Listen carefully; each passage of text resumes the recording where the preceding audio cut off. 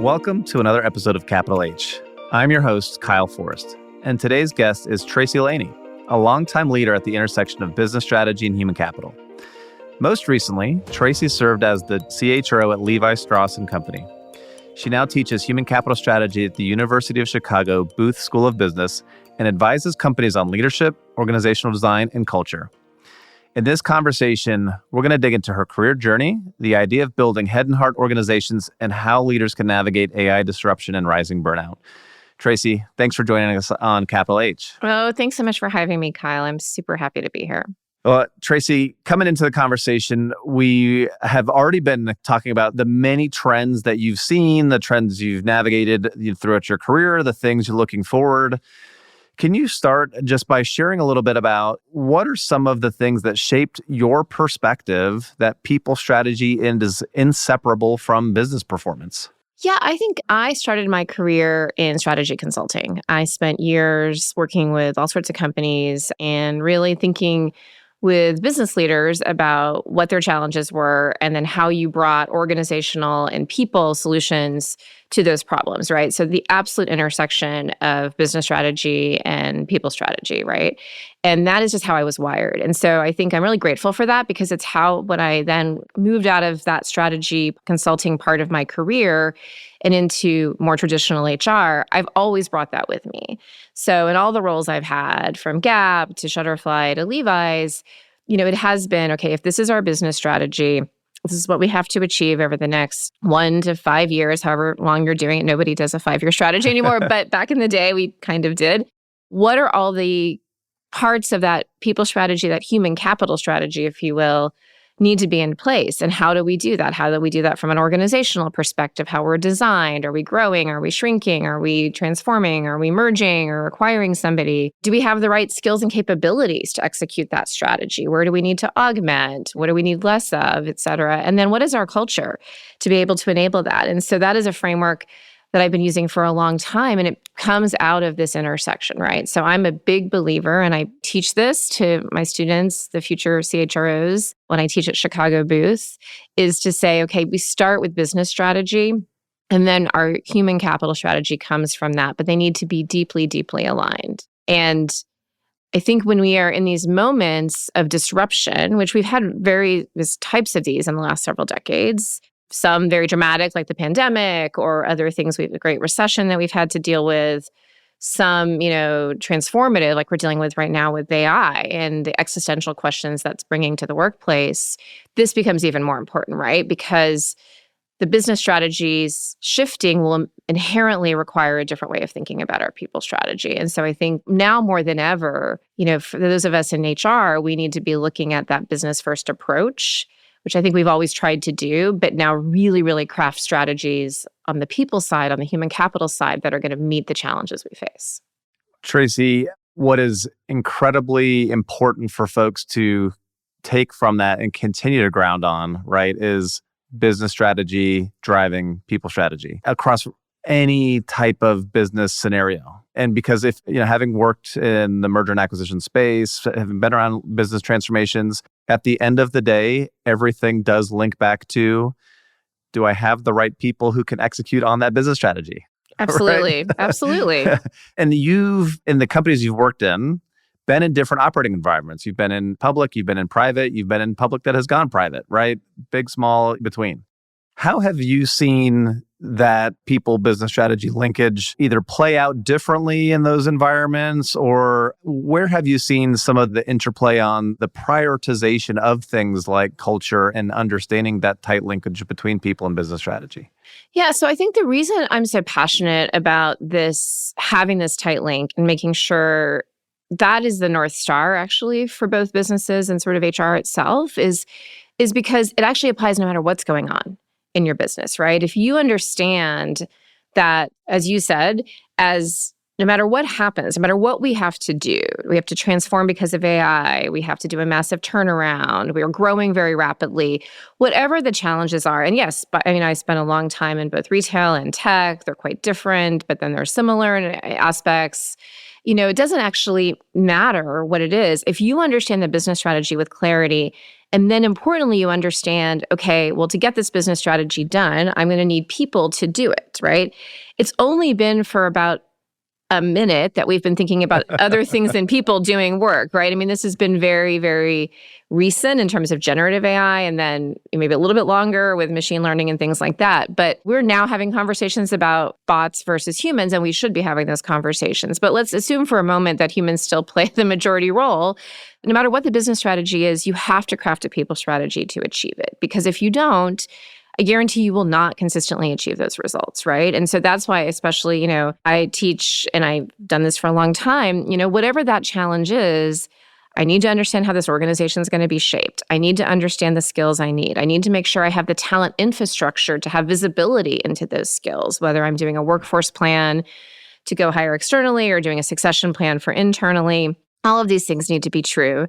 To your question about culture, I was just with my students this week talking about culture. What I think is really interesting is culture is the water we're swimming in, right? So it's there regardless, right? So no matter what that strategy is, you have a culture in a company, whether it's a culture you want or don't want, where it's meeting your needs or not meeting your needs, it's there, right? And it can be very consistent. It can be very inconsistent depending upon different parts of the organization. That's reality, right? So that is, and so the way I think about culture is culture needs to be a key enabler. It needs to be a key enabler of that business strategy, right? And of the people strategy, and right? And it can lead to greatness, right? If you have a culture that, drives engagement, drives performance, aligns with, again, what's needed in the business, it can move that forward. It can be a detractor too, that, right? Whether that's because if it's dysfunctional or in some way not strong in terms of how, people show up every day, that can impact performance in the organization. We know that. The data's been bearing that out for years. I've always worked in companies with fantastic cultures, but even in the best cultures, there's usually a part that is aspirational that could evolve, right? For instance, you can work in a place that has just people love being there. They bring their best selves every day. They work really hard, but maybe you're an older company that isn't as nimble as it needs to be, isn't as agile as it needs to be, and you need to get faster in decision making or something like that, right? So part of it's also looking at, as your business strategy evolves, how does your culture have to evolve? Because that's also what creates the virtuous flywheel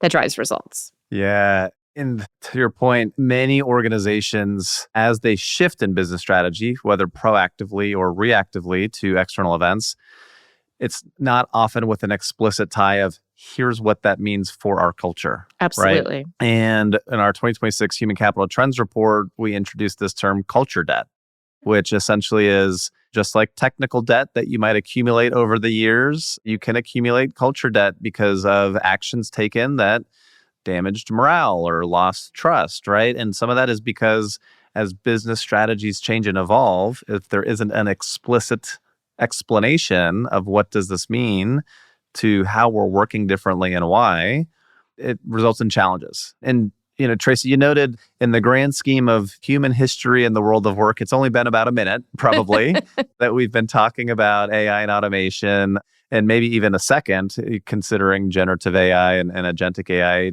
no matter how much it feels like it's consumed all the oxygen sometimes. And much of what we've seen has seemed to be a repeat of some past motions where it's let's prioritize efficiency, yes. Right? So can you share a little bit about why you believe kind of efficiency-first leadership tends to fail when it gets into the concepts of like actually driving performance for an organization or trust or long-term resilience of the business?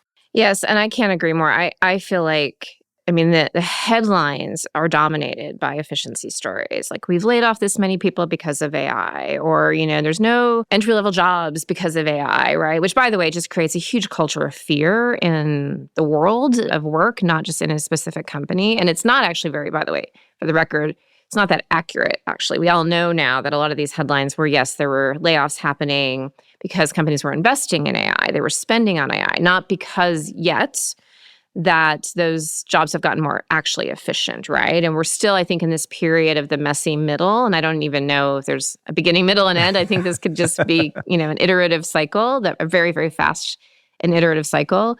But in this messy middle, it's a lot of everybody trying to figure it out, right? How do we just get more efficient?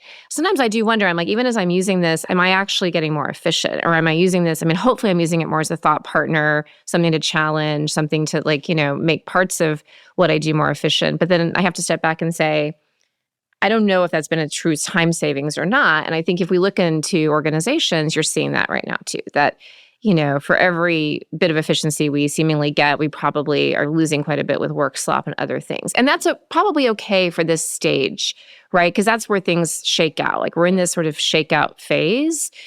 But to your question about the North Star, if efficiency is the only North Star, we're missing most of the story, right? What about the opportunities for innovation? What about the opportunities for breakthrough thinking? What about the opportunities to completely reimagine how work gets done, right? Not just about efficiency. And if you look at root cause, from being honest with the business world and even the HR profession itself, I think we've let efficiency be the headline of the human part of the business for too long. And I think it's increasingly been part of the headline, right?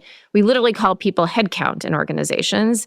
That is a financial metric, right? For the record, we are very good at knowing how many people work for us. Most companies are much less good at knowing who else actually works for us in, say, a outsourced contractor, consulting, or gig model. Like it's just like even up until now, we've taken a very skewed view of where we spend on people versus even where we spend on technology. I've heard statistics recently that most companies spend like dozens of multiples more on technology, even technology to enable the workforce, than they do on the workforce itself, right? On people. And so it's not surprising, right? If that's been the headline and kind of the default, how many people work here? Do we need less of them? Do we need more of them? Hopefully, a conversation about doing what in what department with some look at how that helps deliver your business strategy. I think even that's a little inconsistent. But if that's the whole conversation, of course, when you have this amazing technology that can in nanoseconds do what a lot of times what humans can do, that's going to be the focus. That focus is just so narrow. And I don't think it's really, leveraging the amazing, amazing breakthroughs this technology can give us. Or does it help us wrestle with the question that we're all facing right now, which is how is the work actually getting done? What are the role of bots versus humans? How do agents and humans work in partnership? How do you leverage a truly co-intelligent model?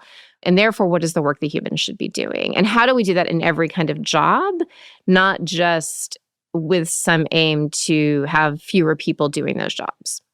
Tracy, one of the things that I want to maybe pick on a little bit, because you noted the term headcount is a financial term, right? And then broadly, points of views, Deloitte's included, have shared that is there an opportunity for HR to lead some of the change and transformation? And I think we've certainly acknowledged HR can't do that alone, right? HR might be able to lead, but not alone. Can you share what you think kind of real C-suite ownership of transformation, of people strategy looks like when multiple functions, multiple C-suite executives are coming together in a way that delivers business value differently than showing up in their respective individual silos? I think this is actually getting to the heart of an issue that I've been thinking about for a long time, which is, have we really held every leader in the organization, and let's just for this discussion talk about the C-suite, the CEOs and his or her direct reports, inclusive of HR, but not just HR. Have we held as leaders ourselves in the C-suite as accountable for the people parts of the business as we do for other parts of the business? And I think it's a bit of a fundamental question, right? Because I've been in many rooms, many boardrooms, many executive team meetings. And what often happens is, even in a very, very people-first culture, which I've always worked in, me or my team will come and present turnover data. We'll come and present engagement data. We'll come and present, and everybody nods their head. And of course, people care about their teams. It's not even that. But it's not the same level of accountability HR often takes on for the organization. And I think, if we're being honest with ourselves, that may have been a disadvantage for us over time, right? With an effort to sort of understand and articulate that we have somehow removed that accountability, or to have it just maybe slightly more at arm's length. I think there's a very different role, right? So I think every leader needs to understand The business strategy is obviously the North Star, but then how we get there comes a lot through the people strategy. A metaphor I've been using lately is that we've been in this world that we have to be really reactive, right? I'm going to say since the pandemic, there's just been 1,000 poly crises coming at us. And in this moment of AI happening at the exact same time, right? So the overwhelm is real and it's been cumulative. But what happens in these times is that from a people perspective in businesses, we often swing the pendulum, right? So if you think about it, we had the pandemic and what happened right after the pandemic, the Great Resignation. So we had massive amounts of people leaving the workforce. So it became what we would consider an employee-friendly market. What did companies do? Work from anywhere. Here's 1,000 health benefits and mental health focus and all these things, right? Now, the rise of AI, the pendulum has swung. It's a tighter job market. It's considered more employer friendly, but now we're all being reactive and we're trying to figure this out, right? And so we're on this pendulum, but the challenge with the pendulum, it's all dictated by outside forces. It is by definition reactive. It is not strategic. I prefer a metaphor of a compass, right? Okay, so what is a compass? A compass shows you where north is. A compass is a North Star, right? And to me, that is the main role of the leadership team. We are heading here. Here's our strategic direction. That's where we're going, right? Even in the midst of the chaos and the reality of the world, right? And if we don't know a year from now where we're going to be, I'm going to tell you a month from now where we're going to be, right? We're going to head in this direction. But a compass only works if it's being held by people. I don't know if that's like it has to be held by somebody to understand where north is. It just can't sit on a box or on a table. It won't work. And so that's the human element. And so if you think about it, it's like the head is the North Star and the heart is where the people first approach. And so for the role of HR in that, if you were going to just extend this metaphor, as everybody's exploring where we're heading, I think the role of the HR is like the Sherpa, right? Let me help you see organizationally things you can't see. But I'm not going to be the person who's just going to go and do this and take care of all the people parts of the business. Because by the way, to go on that journey, the leaders have to bring the people along. So HR needs to lead from the front, be a key part of this, but also not do it on behalf of the business. Instead, be the guide, be the Sherpa, so that we can navigate this challenging time we're in. Yeah. Well, Tracy, one thing that you do in terms of how you also advise companies is really work with leaders on certain capabilities or how to develop a human capital strategy that gets communicated out, right? And human capital strategy for the organization, not just something for the HR function. At the same time, executives, many are challenged with how to communicate direction with the amount of uncertainty that they have. So how do you see leaders or any kind of advice, tips, tricks, guidance on like providing some clarity or some confidence about a direction while not creating false certainty, right? Because, I'll take this just like the compass. I had the chance to go to a session that was working through kind of some futurist frameworks, right? Thinking about probabilistic futures. And you can get into analysis paralysis, but you do have to pick a direction, anchor on some probabilities, and be comfortable in saying, we know if we head this way, as long as we're within some degree of accuracy of the probability of which futures land, we're going to be happy with where we go, right? Some are going to be better, some are not, but we're still going to be comfortable with where we're going as a business in the market that we're in with our workforce. But how do you see executives navigating that? Because I think that's where many are, especially when it's like, oh, my AI landscape changed again from what it was 6 months ago. To your point, other aspects of macroeconomic volatility or geopolitical dynamics continue to change. How do I navigate it? I mean, I think we all have to figure out how to live. I think it's clear we're going to be in this for a while. We've been in it for a long time. We might have reprieves and then we come out of it. But even I think everybody's mindset going into the pandemic was we'll get through this and then it will go back to normal.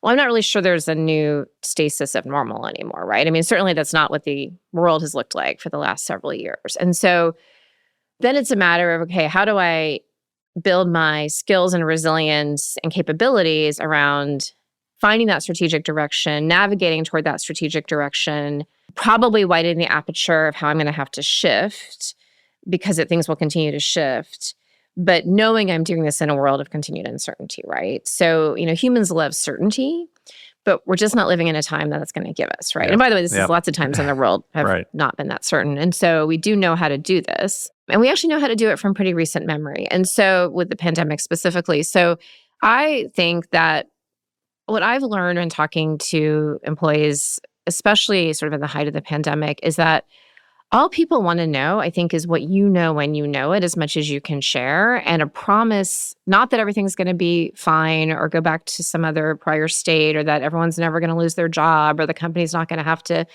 make some dramatic changes. Like, people understand now that you can't make promises. And the more we try to promise things and then don't deliver them, it really erodes trust. And we know that.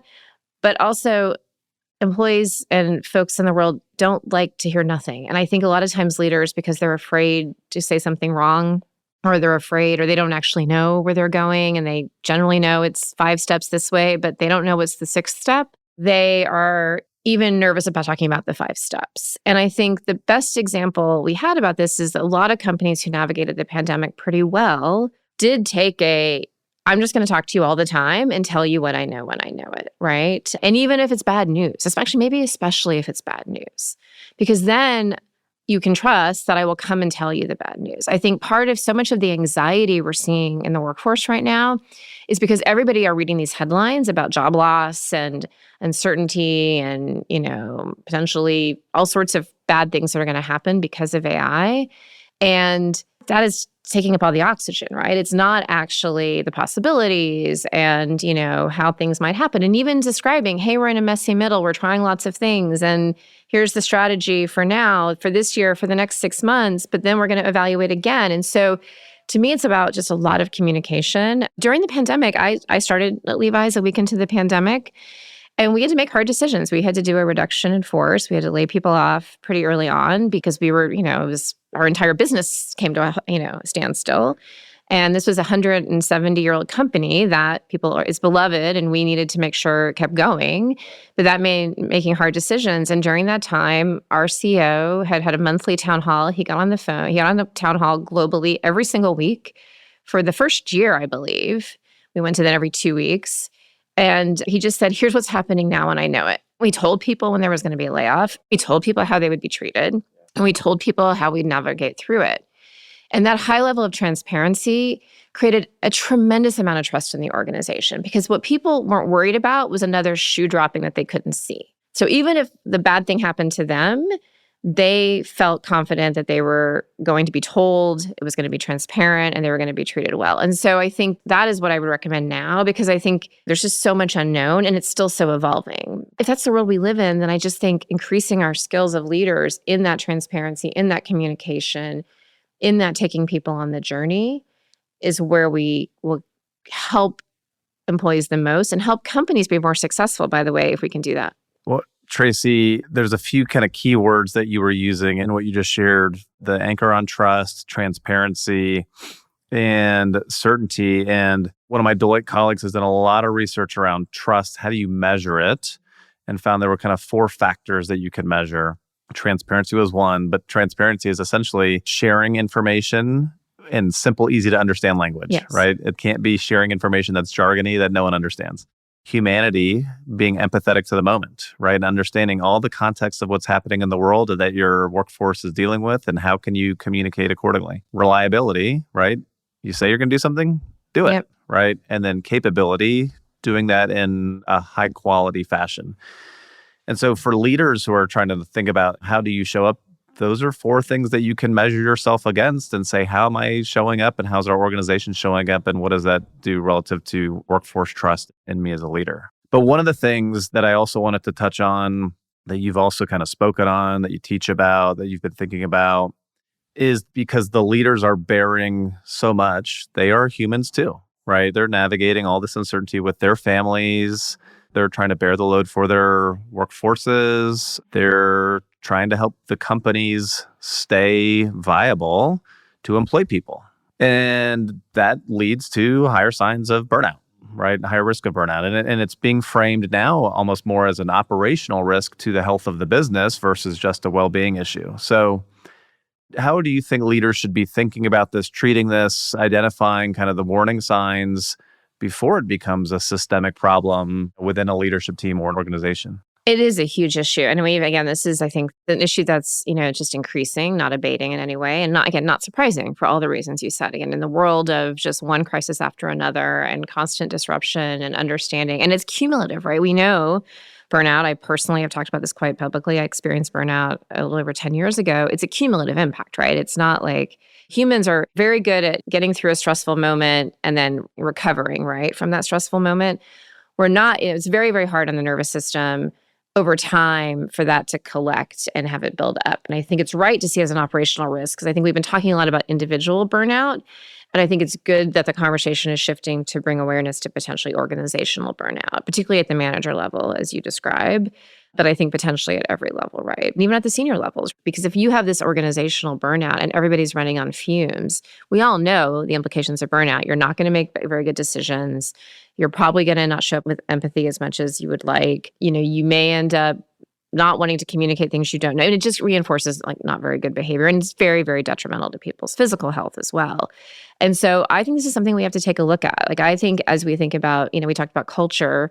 I think as we look at a culture in an organization, how healthy is that culture, right? We often talk about it in terms of behaviors, someone direct and kind or just nice and not confrontational or all the things we talk about. But I think this could be a new metric we really are examining to say, what is the organizational health and mental well-being collectively of the organization? And I think the good news is because of the pandemic, we put a lot of tools in place from a mental health perspective. I don't know that those tools up until now have really been measuring collectively the organizational impact, but I think a lot of them are designed that they could. And so in addition to just thinking about, we often in HR think about organizational health in terms of how people tell us they feel, engagement, or how they behave. Did they stay? Did they leave? Things like that, right? Some of those, by the way, are very lagging indicators, so not very helpful in terms of real-time response. Do we now in this moment need to really dig in to say, okay, how do we assess the organizational, quote unquote, mental collective health of the company? And then what do we do about it? Most of us can't change the outside world in terms of what we're having to react to. And I have a lot of empathy. I show up every day. I have a tremendous amount of empathy for anybody in an organization right now who are dealing with this. I see it with my students. I see the amount of stress they're under, and it's real. And we just need to start by saying it's real. By the way, just saying that to an organization, if a CEO says, this is really hard, now we're dealing with an energy crisis on top of everything else we're dealing with, but here's what I'm doing to get the best advice I can. Here's how we're going to manage through this. I understand it. By the way, I'm also willing as a leader to say, I'm going to have to reprioritize this. I'm taking things off your plate so we can focus on this new crisis. Like that's the other thing too. It's not just lip service of I hear you. It's like, how am I actually thinking about the work so that you can still function and you're not just now going to be working, 16 hours a day versus 12 hours a day. That doesn't work. It has to be about how do we then, and maybe this does change our strategic approach for the year. Maybe this does directly impact our results. You've heard CEOs already talking about that, right? And talking with their boards about this. They have to talk to shareholders about the impact, but talk to employees too. And then back for us, and I think this is a role HR can play to really lean in to say, here's the mental load and the impact of the mental load. And therefore, can we leverage some of the tools we have at our disposal to drive some intervention in the individual? There's many, many great things out there around that we can help people move through burnout, recover from burnout. But more importantly, I get really curious about organizationally, how are we going to solve that? And what does that mean? Because if not, there's no question this is impacting shareholder value as far as I'm concerned. And again, because we're living in a world where it's unlikely to change, there is no, well, when we get through this, I don't think anymore. It's more, how do we live through this in a way that people can recover, can still come and bring their best selves and their best thinking to work in a way that feels supported. And I think that is unfortunately a challenge that leaders are going to have to also tackle even in this moment. Tracy, thank you for sharing. I think what is really important for folks to be thinking about in regards to burnout. And thank you for everything that you shared so far across the episode. If there were three things that I would encourage folks to take away from this, I think number one, going back to the top of the business strategy and people strategy have to be tightly linked. And it's not people strategy equals HR function strategy. This is for the workforce, for the talent agenda. And it needs to be understood not just within the executive team, but your workers need to understand it. Because number two, then as a takeaway, that gives them a compass. Your ability to navigate the pendulum swings, navigate what's going on in the world, the external forces that cause businesses to be reactive. If you have a compass, if you have a North Star that you're aiming for, it helps drive prioritization, it helps drive how you show up, and it helps navigate kind of moments in time. And so that third takeaway is leaders in a world of uncertainty. And if uncertainty is the new normal, I think the author, Peter Hinson, used like never normal is the new normal.